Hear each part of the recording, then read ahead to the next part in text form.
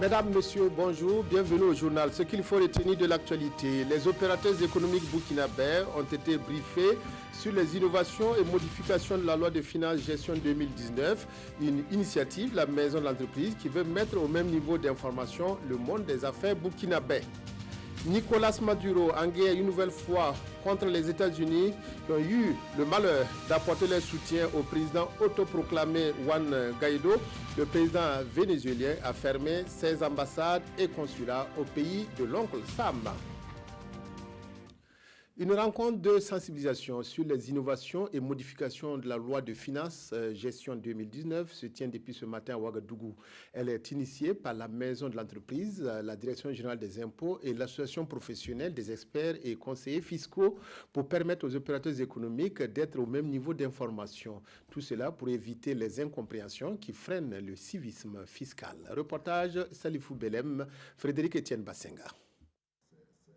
La maison de l'entreprise et ses partenaires informent les opérateurs économiques sur les innovations et les modifications de la loi de finances gestion 2019.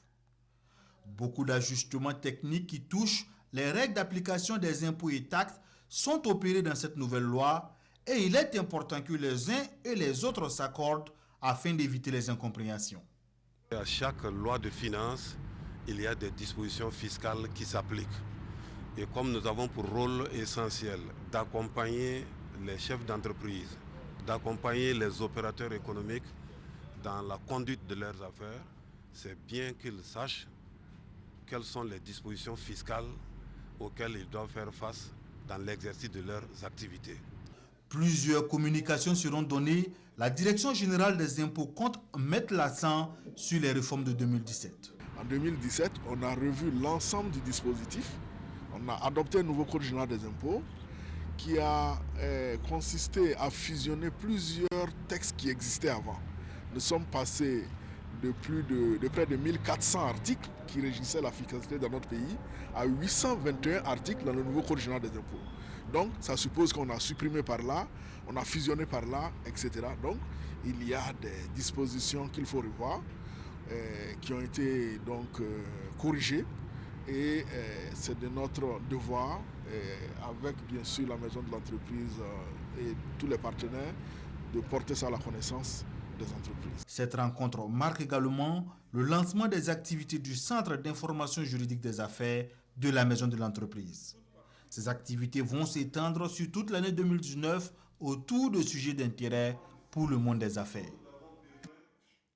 Le Fonds permanent pour le financement du développement local au Burkina dresse le bilan de 10 ans d'activité. En une décennie, plus de 100 milliards de francs CFA ont été mobilisés pour financer des projets. Le fonds n'entend pas s'arrêter en si bon chemin. De nouveaux guichets de collecte de ressources et d'opérationnalisation de nouveaux plans sont en gestation. Moussa Ouedraogo, Maxime Zongo. Les premiers responsables du Fonds permanent pour le développement des collectivités territoriales veulent mobiliser de l'argent pour soutenir l'effort de développement local. Cette conférence de presse donne l'occasion d'évoquer les grands axes de collecte de ces fonds. Il s'agit d'activer des guichets, des canaux par lesquels vont converger désormais les appuis. À savoir le guichet appui technique, le guichet pour les prêts et garanties, mais également le guichet pour le transfert des ressources aux collectivités territoriales. C'est également l'occasion pour ces acteurs de revenir sur les acquis engrangés à travers le fonds dans les différentes régions et communes du pays. Au titre des activités, pour la région du centre par exemple, nous avons pu construire des écoles dans les communes rurales. Cette année, nous bénéficions de son accompagnement pour la construction d'une école au niveau de Komki-Ipala. Et au niveau d'autres domaines, le renforcement des capacités, en tout cas, nous bénéficions de pas mal d'activités. Et c'est pourquoi nous encourageons, et aujourd'hui, au nom de toutes les régions, je voudrais rassurer le nouveau DG que nous allons, en tout cas, nous engager à l'accompagner pour le bonheur des populations du Burkina Faso. Le Fonds permanent pour le développement des collectivités territoriales a été créé en 2007. Sa mission est de collecter des fonds pour soutenir l'effort de développement des communes du Burkina. Réunion à Ouagadougou de la Jeune Chambre internationale 2019 de l'Afrique et du Moyen-Orient. La rencontre s'est ouverte hier pour mener des discussions sur la vision de la Jeune Chambre internationale. Vision sur l'évolution et le développement du monde. Il s'agit plus concrètement de créer des liens entre les jeunes d'Afrique et du Moyen-Orient pour envisager des changements qualitatifs. Idrissa Ouaraga, Nathalie Savargo, reportage. Les présidents nationaux de la Jeune Chambre internationale 2019 de l'Afrique et du Moyen-Orient réunis ici à Ouagadougou. Ils veulent promouvoir le vivre ensemble. Et pour y arriver, ces acteurs vont donner les orientations de leur mandat en cours, mais aussi travailler sur les grandes questions que rencontre leur pays. Nous sommes dans un contexte aujourd'hui où, pour pouvoir développer nos continents, pour pouvoir développer nos pays, il faut que nous puissions imaginer des solutions nouvelles. Parce que les problèmes que nous avons aujourd'hui sont des problèmes nouveaux. Nous, en tant que jeunes citoyens actifs, nous devons nous adapter à ces problèmes-là afin de trouver les solutions qu'il faut. Comment mener des plaidoyers efficaces, comment gravir des échelons afin de pouvoir se positionner en tant que leader dans les différents secteurs de travail. Voilà autant de formations qui seront dispensées à ces jeunes des 24 nationalités regroupées ici. Nous pensons que les jeunes, lorsqu'ils ont le leadership, peuvent créer le changement. Alors, en créant ce changement, nous pensons pouvoir avoir une paix durable.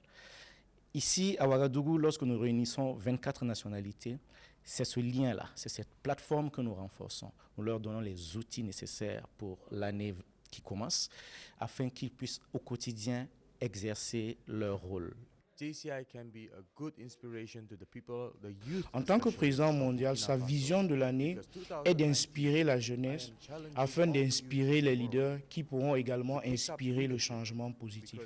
Et l'appel qu'il lance à tous les jeunes en Afrique et au Moyen-Orient, ainsi que les jeunes du Burkina, est qu'ils acceptent ce défi en devenant les leaders dans tous les secteurs de la société.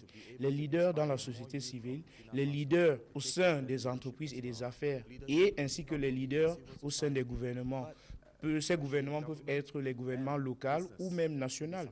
La Jeune Chambre internationale est une organisation mondiale de jeunes. Elle regroupe environ 200 000 jeunes dans plus de 100 pays du monde. Sa mission est d'offrir des opportunités de développement aux jeunes en leur donnant la capacité de créer des changements positifs.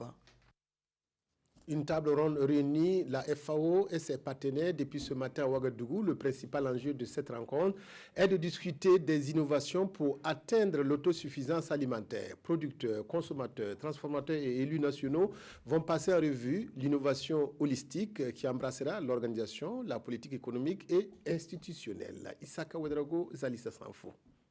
Innovation agricole. C'est le mot, le concept ou encore la politique au cœur de cette table ronde initiée par la FAO. L'Organisation des Nations Unies pour l'alimentation et l'agriculture parie ici avec tous les acteurs qu'avec l'innovation agricole, on peut produire efficacement, manger à sa faim et vivre de sa production. Au niveau de la FAO, nous sommes convaincus que si les différents acteurs au niveau national se mettent ensemble et accompagner l'innovation, il n'y a pas de doute qu'on ne puisse pas atteindre ces objectifs de développement durable. Atteindre la sécurité alimentaire, c'est un élément clé pour nous. L'innovation agricole voulue et prônée par la FAO n'est pas seulement mécanique ou technologique.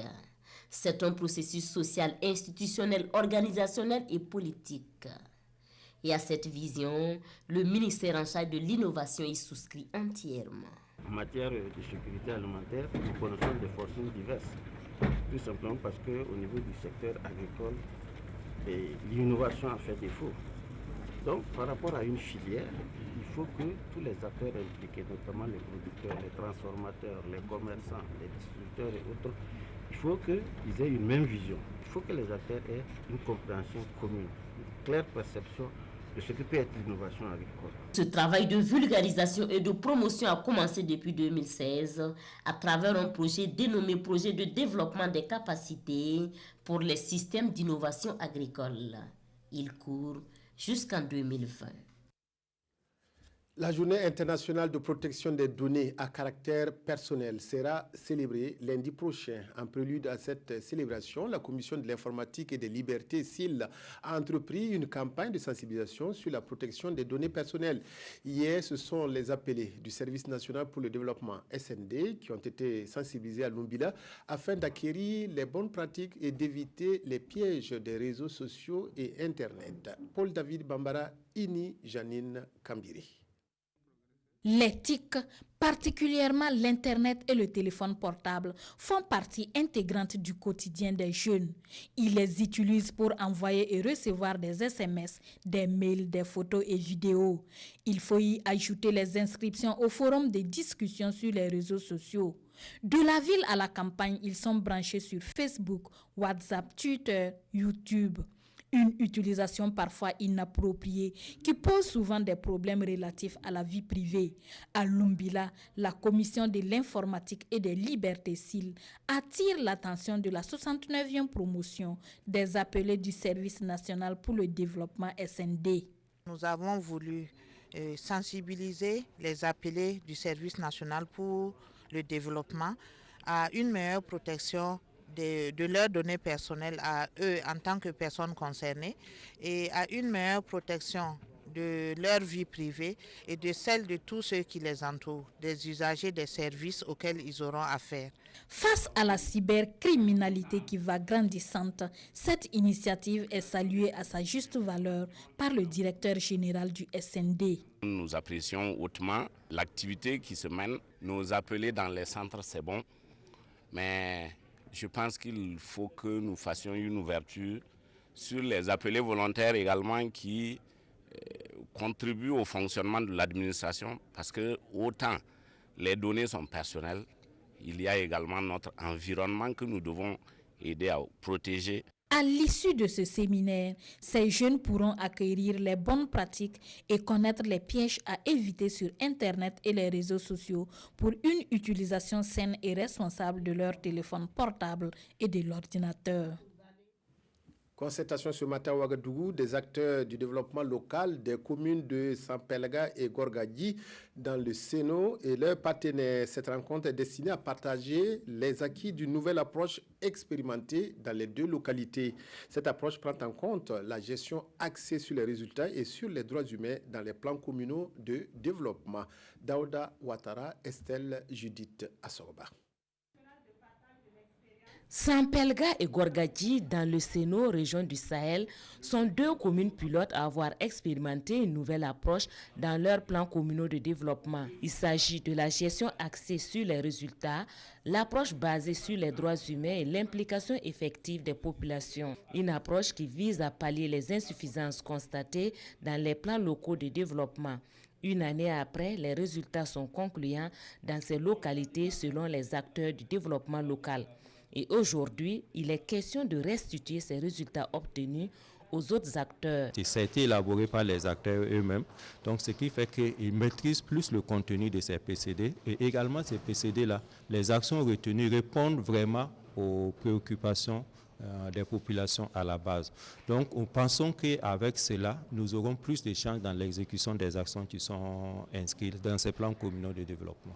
L'objectif est de permettre une meilleure appropriation de cette approche par l'ensemble des acteurs de la planification et du pilotage du développement. Au finish, de disposer des cadres de référence de développement, de planification et de gestion du développement au niveau local, beaucoup plus cohérents pour permettre des actions plus efficaces sur le terrain avec une pleine implication des populations. La Direction générale du développement du territoire pense à sa vulgarisation au niveau national et d'ores et déjà, l'UNICEF s'engage à accompagner 16 autres communes afin qu'elles puissent expérimenter cette approche courant 2019. Deux présidents au Venezuela, d'un côté Nicolás Maduro et de l'autre Juan Guaidó, président autoproclamé. Chacun des deux camps compte ses soutiens internationaux et ce n'est pas du goût du président légitime qui s'en prend aux États-Unis dans un bras de fer qui rappelle d'autres que le pays a déjà connu. Nicolás Maduro a décidé de couper les ponts avec l'Amérique. Nicolás Maduro n'est pas isolé, il n'est pas seul. Pour montrer qu'il est bien au pouvoir au Venezuela, il s'est rendu à la Cour suprême où il a le plein soutien des juges. Il peut aussi compter sur le Conseil national électoral qui a déclaré son élection légitime et sur le soutien de l'armée. Son credo lors de son discours devant la Cour suprême, dénoncer l'ingérence américaine.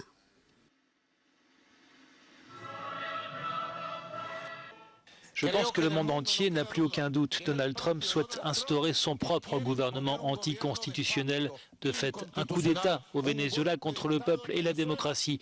Ne doutons pas que Donald Trump, dans toute sa folie, se croit le gendarme du monde, se croit le patron de l'Amérique latine et des Caraïbes.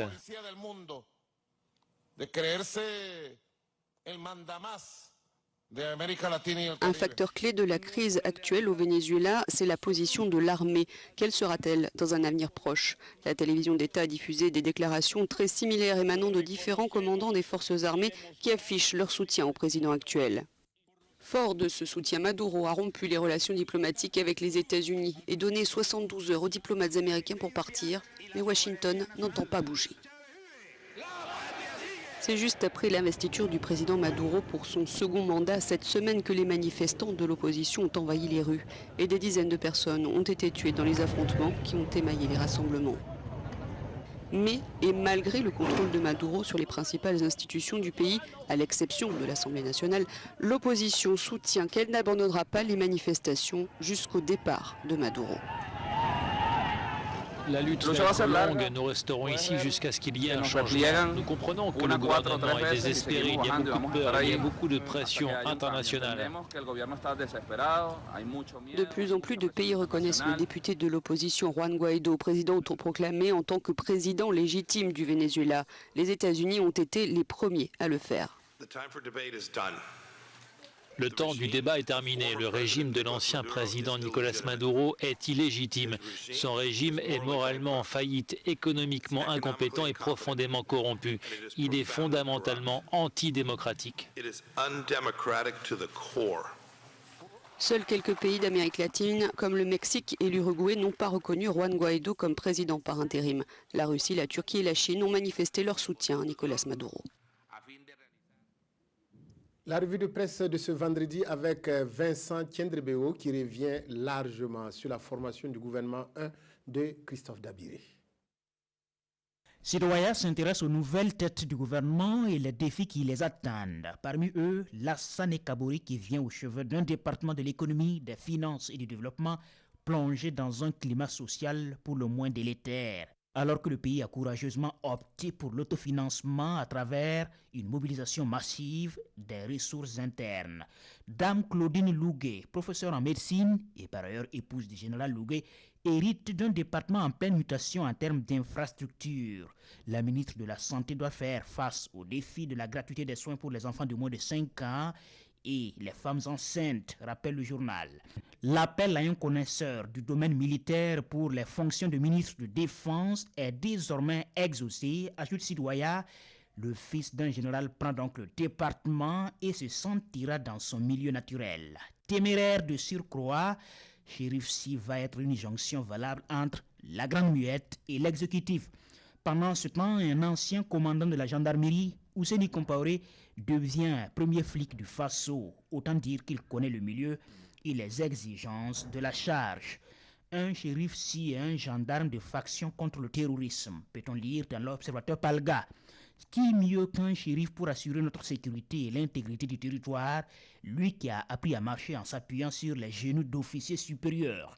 Quant à Ouseni Compaoré, bien qu'à la retraite, sa nomination sonne comme une renonciation du président du Faso à sa promesse de ne jamais employer un homme détenu dans le gouvernement. Mais nécessité fait loi et une promesse n'a jamais constitué un dogme canonique.